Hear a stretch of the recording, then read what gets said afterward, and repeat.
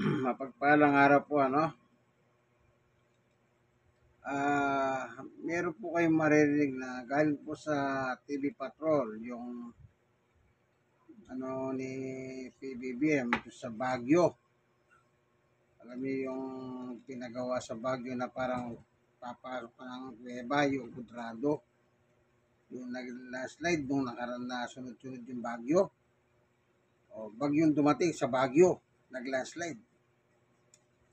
Alam niyo pa kung ano sinabi ng presidente rito? Useless. Okay, pakinggan po natin yung kanya sinasabi. 60 million project. Useless. Parang tinapon mo yung pera sa ilog. Useless. Nanlumo si Pangulong Ferdinand Marcos Jr. nang makita ang gumuhong rocket sa bahaging ito ng Quezon Road sa Tuba, Benguet. Nagkalat ang malalaking tipak ng bato sa labas ng rocket at ang protection slope sa bahagi ng rocket na para sana maprotektahan ang mga nakatira sa baba ng tunnel. Sira na rin. Ayon sa DPWH, wala pang isang taon nang matapos itong rocket project na ito sa aking likuran dito sa bahagya ng Quezon Road sa bayan ng Tuba, Benguet. Kaya kanina nung bumisita si Pangulong Ferdinand Marcos Jr., labis yung kanyang pagkadismaya na makita na sira-sira na yung protection slope sa bahagi ng proyekto na ito na ayon sa kanya ay nagkakahalaga ng 264 million pesos. Nadismaya ang Pangulo sa mababaan niyang kalidad ng pagkakagawa ng proyekto at dagdag na gastos para ayusin ito.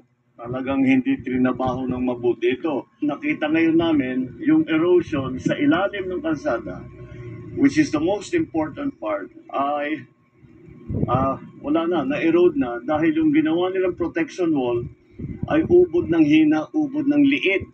To correct this will cost double that. That's my top of the head estimate. 500 million ito para ayusin. At least. Ayon pa sa Pangulo, dahil sa nangyari, apektado ang kilos at negosyo sa bayan dahil hindi makaraan ng mga tao at sasakyan. Isaan niya itong halimbawa ng proyektong sinayang ang buwis na binabayad ng taong bayan. So how can you tell me that it's not economic sabotage? Hindi na magamit ito. In terms of business, 30%, 35%, I think is the number.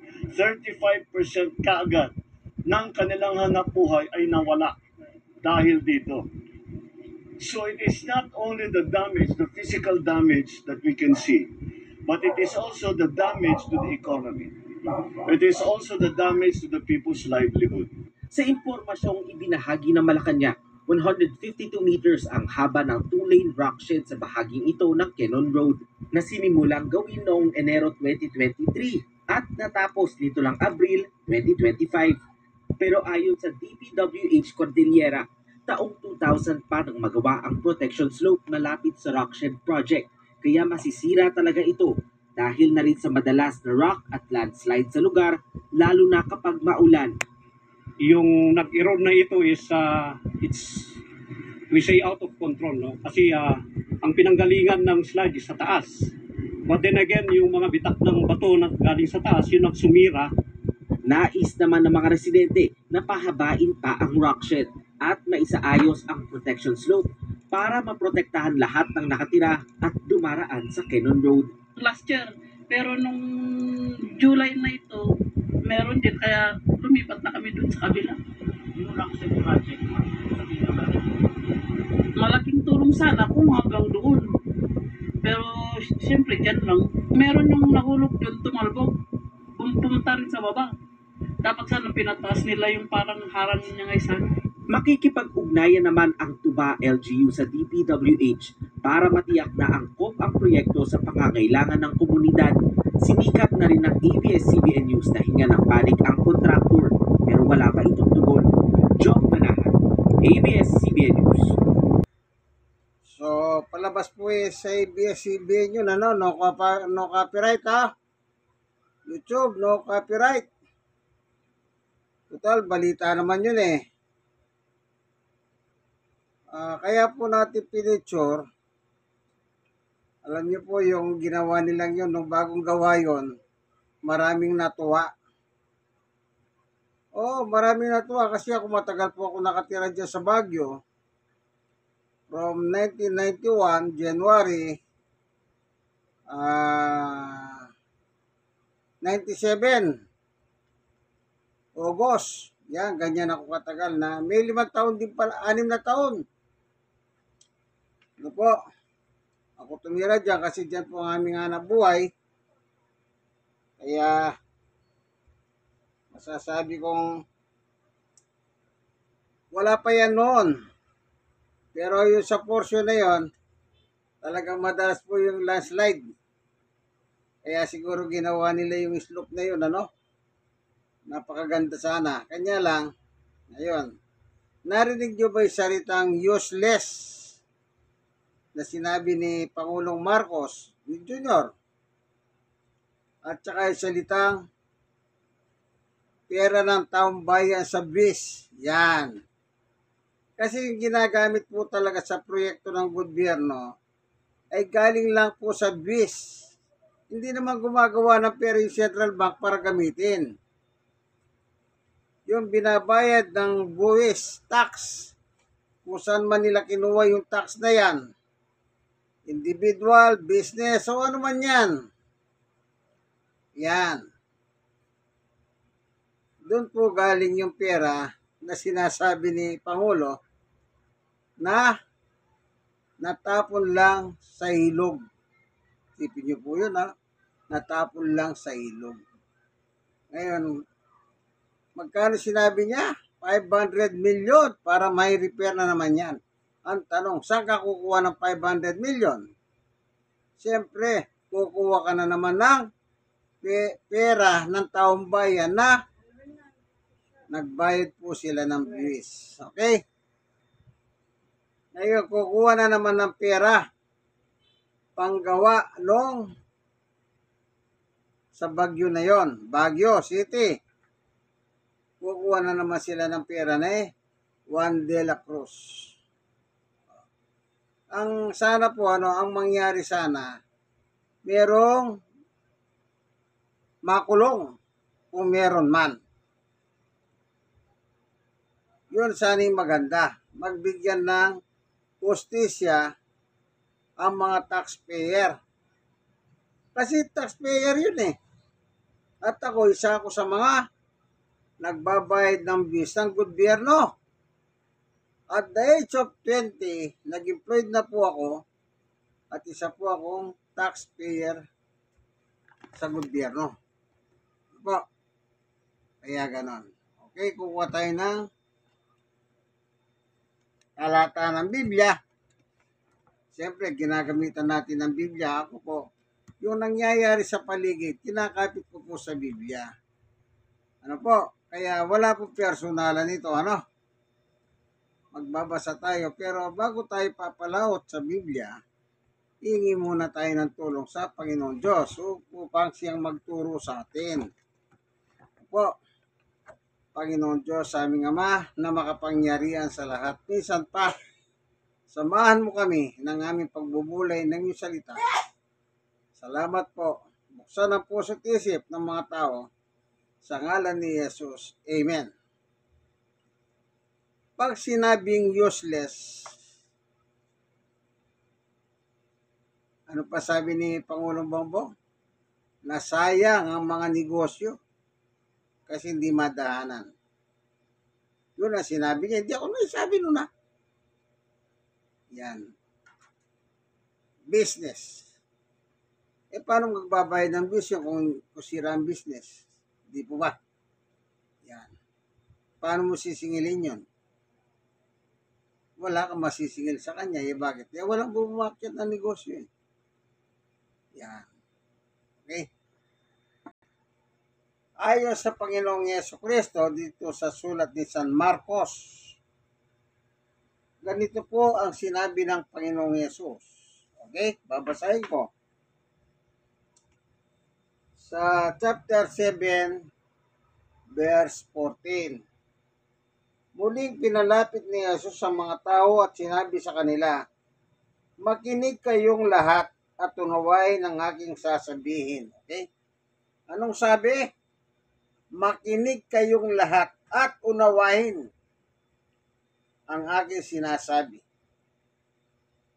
Po, kasi hindi magiging marumi ang isang tao dahil sa pagkain pumapasok sa kanyang bibig, kundi dahil sa lumalabas dito. Yan. 16. Makinig ang may pandinig. 17. Iniwan ni Jesus ang mga tao at nang siya makapasok na siya sa bahay, siya tinanong ng kanyang mga alagad tungkol sa talingaga. 18. Pati ba naman kayo hindi rin makahunawa? Tanong ni Jesus. Hindi ba ninyo alam na hindi magiging marumi ang isang tao dahil sa pagkain pinapasok niya sa kanyang bibig? Yung pagkain, hindi nakakarumi po pala sa harapan ng Diyos. 19. Sapagkat hindi naman yun pumapasok sa kanyang puso, kundi sa tiyan, at pagkatapos ay dinudumi. Sa ganitong parahan ay pinahayag ni Jesus na lahat ng pagkain maaaring kainin. 20. At sinabi rin niya, ang lumalabas sa tao ang nagpaparumi sa kanyang paningin sa Diyos. Yung lumalabas sa tao sa bibig na. Kasi pinag-uusapan dito, yung pumapasok ha. Baka maging ano po yung utak ninyo, yung pala lumalabas, baka sabihin niyo tumatahe, o tinatahe niya yung dumi. Hindi po. Kasi ang pinag-uusapan dito, sabi ni Jesus, yung pumapasok, hindi tumutuloy sa puso, kundi sa tiyan at dinudumi. Pero yung lilalabas mo sa iyong bibig, nanggagaling yun sa puso. Okay? 21. Sapagkat sa loob ng puso ng tao nagmumula ang masamang isipan, naguhudyok sa kanya upang magyapid, magnakaw, pumatay. 22. Mangalon niya, magimbot, gumawa ng kasamahan tulad ng pandaraya. Yan palang pandaraya, masama pala yan. Gawaing masama. Diyan pumapasok ngayon yung mga flood control project ng mga politikos.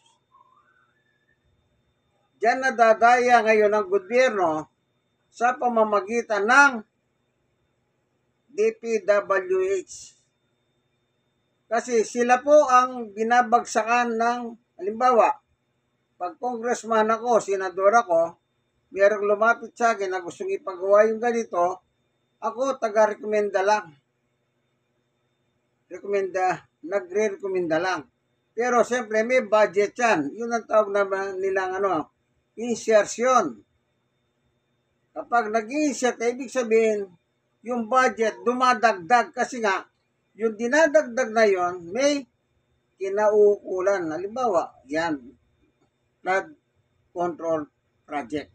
Yan, pandaraya, kahalayan, pagkainggit, paninirang puri, pagmamayabang, at kahangalan. 23. Ang lahat ng masasamang bagay nito ay nanggagaling sa puso at dahil sa ito ay nagiging marumi ang tao. Yun. Galing sa puso.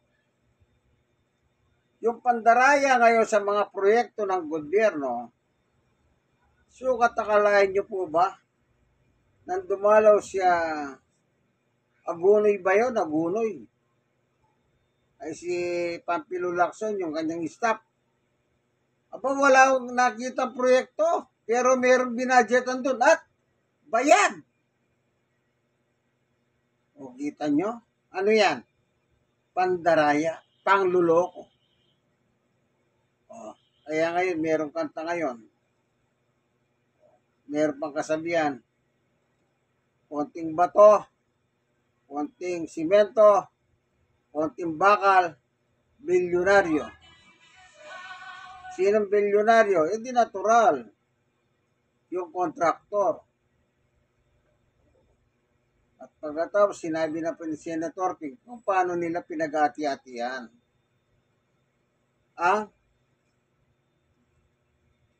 Pagkatapos, sabi niya, ganito na lang ang pera. Hindi natural nung gagawin nila. Yan. Kaya, nagiging palpak. Useless, sabi nga ni Presidente Marcos. Yung pandaraya, yung greedy, katakawan. Sa simbahang Katoliko, ang isa sa mga 7 sins, yung 7 kasalanan, number 1 nakalagay dyan, yung greedy, katakawan. Biruin niyo po, bibigyan kayo ng budget ng bilyong-bilyong halaga. Pagkatapos, sasabihin ng mga nagrekomenda, yung politiko, ay wala akong kinalaman dyan. Siyempre, magdidinaya, walang kinalaman. Pero, ano po, sigurado bang wala kayong, wala kang kinalaman. Nakita nyo si Chis Escudero, tumanggap siya ng 30 million. 30 million sa kontraktor na kaibigan niya taga Bicol. Isipin niyo po yan. Kahit bawal, tumanggap, inamin niya eh. Tapos nag-pesos, wala kang kinalaman dyan, ganito, ganyan. Okay, wala kang kinalaman. Ang tanong, yung kontraktor mo ngayon, anong gagawin niya? Nakakuha siya ng bilyon. Mula sa 30 million, nakakuha siya ng kontrata ng bilyon. Sipin nyo, 5 billion. Tapos nakatwiran pa itong Escudero. Ano sabi niya? Wala pa nga 1% eh. Hindi pinag-uusapan kung 1% o 2%, 3%. Pinag-uusapan. Binigyan ka 30 million at ang nakuha niyang kontrata is for 5 billion something. Siyempre, yan ang sinasabi nila. Tanong, nagka-problema ba yung iba? Nagka-problema. Nagka-problema po sila sa Bicol. Magaling talaga ang Diyos eh. Kaya ako sinasabing magaling ang Diyos, ang ginawa ng Diyos, nagpadala siya ng 3 bagyo. Dito sa Pilipinas, di natural, lulubog. Ang dapat lumubog. Yan pala yung parahan ng Diyos para mabulgar yung mga pandaraya, yung katakawan, mula sa politiko hanggang kontraktor. Sa PWH. Yan ang atagan ng, kaya yung project, konting ulan, wasak, konting bakal, konting simento, konting bato, bilyonaryo sila. Bilyon ang kontrata eh. Pero si Juan de la Cruz, bayad ng bis, kasi pag hindi siya nagbayad, kakasuhan ng tax evader ng kumukolekta ng tax. Kakasuhan ka tax evader. Pangkaraniwan ka lang trabahador. Hindi ka makapagbayad ng bis, kakasuhan ka. Samantalang sila, bilyon-bilyon na ang ninakaw. Nasa posisyon pa. Kung minsan, pinapalakpakan pa sila. Pag mag-speech sila, napakagaling nilang mag-speech. Napakatamis ng dila nila. Yan nga, sabi sana tutuhanin naman ni Presidente Bongbong na dapat managot yung managot. Sabi niya nung araw, tinanong, paano kung kapartido mo? Walang kapartido. Sabi niya, sana, para naman magkaroon ng justice yung mga taxpayer, kawawa naman po kami. Kami pong nasa laylayan lamang, kung laylayan ang tawag, sa ibaba. Bayad ng bills.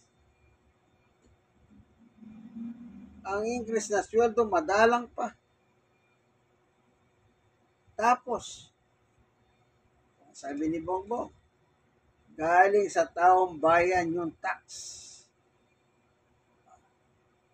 Tapos sabi niya, matatapos lang ito, 500 million. Isipin niyo, 500 million na naman ang kanila. Pagkat, kurot-kurot lang. Ngayon, nasabi ng secretary ng si Manny Bunuan ng DPWH, hindi ako magre-resign, pinagre-resign ng mga senador. Hindi ako magre-resign, bahala ang presidente. Wala po tayong magagawa, yan po ang kalakaran ng politika sa Pilipinas. Ano? Yan po ang kalakaran ng politika. Yan po ang kalakaran ng politika sa Pilipinas. Pag malakas ka, go home. At saka na lang, pag nabuking. Total naman, malakas eh. Tingnan natin, meron pa 3 taon si Bongbong sa Malacanang. Seat of power. Tingnan natin kung meron makukulong sa mga. Kaya sabi nila, hindi lang kontraktor, kailangan meron ding managot na opisyales ng DPWH. Ang mahirap, yawan ko lang kung may papakulong sila. Kasi pag kinasuhan mo yan, meron silang pampiyansa. Kaya kasi bilyo ng kanilang nadali. Kung libo-libo lang yung piyansa, paglalaruan lang nila yan. Kaya kung meron pa silang kumpare na malapit sa sa mga judge, absuelto ang dating. Di ba? Absuelto ang dating. Alam niyo naman ang mga judge eh. Sabi ni Herap yan, no? Ng presidente si Herap. Mga judge. Sige po, hanggang dito na lamang, ano? Yan ang sinabi ni presidente. Useless. Galing sa tax. Salamat po, Panginoon Diyos. Nawa, ikaw po maghari sa kaisipan ng mga politikos, kontraktor. Tutsukan mo po sila na umamin na po, Panginoon Diyos, upang hindi na mahirapan yung mga mag-iimbestiga. Kung meron man pong mag-iimbestiga. Sabi nga ng iba po, Panginoon Diyos, dapat mag-imbestiga ay independent. Kasi ayaw nila ang Kongreso, ang Senado mag-imbestiga kasi baka meron silang barkadahan. Kaya gusto po sana nila, Panginoon Diyos, independent. Sana kung magtatayo man po ng independent body, sana po yung mga matino po at meron takot sa iyo, Panginoon Diyos. Upang magkaroon ng hustisya ang kanilang katakawan, greedy, pagnanakaw, pandaraya. Sa budget ng gobyerno, nagbula naman po sa mga taxpayer. Salamat po, Panginoon Diyos, sa iyo ang lahat ng kapurihan. Sa ngalan ni Jesus, Amen. Minsan pa, ito na naman po ang inyong kaibigan kay Jesus, Brother Manny Bautista. In Christ. Alam niyo po ba, pag tinanggap lang nila si Jesus, magbabago po ang lahat eh. Kaya po, siya lang ang pwedeng magpabago sa tao, ang ating Panginoong Jesus. Wala na pong iba. Kaya pinadala siya para baguhin tayo. Ano po? Hindi lang tayo babaguhin, kundi iligtas tayo. Maraming salamat po sa inyo. Sana po meron kayong natutunan. Hindi po tayo na may personal. Lahat yan ay biblical. Kinukuha natin ang Biblia para meron tayong mailatag na mga talata. Like, share, at yung mga na-share, share nyo po sa iba. God bless us all. Thank you for watching. Yung kaibigan kay Jesus, Brother Manny Bautista. Bye.